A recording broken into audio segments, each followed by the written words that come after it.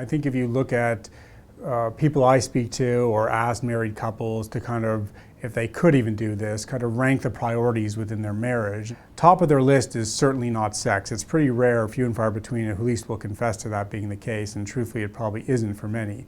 It's things like raising their children and having a great economic situation, a home, travel, vacations, those things, your extended family.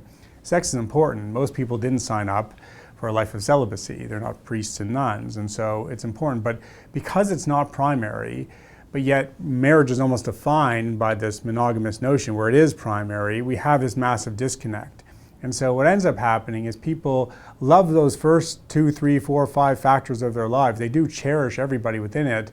It's just what does or doesn't go on in the bedroom that's bothering them. And so through an affair, through a liaison, and even to some degree through the use of pornography and other things, they can find these cathartic outlets that allow them to stay within that marriage and be that great partner, parent, wherever they see themselves.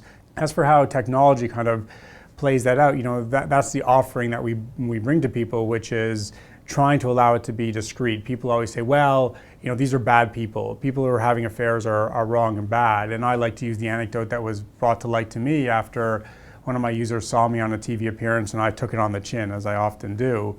And he said, well, my affair might be unique, but it shows you that they're not all the same. It's not easy to judge. My wife has Alzheimer's, has for a half decade. I've cared for her diligently, but I'm not comfortable being with her intimately anymore. I'm just not.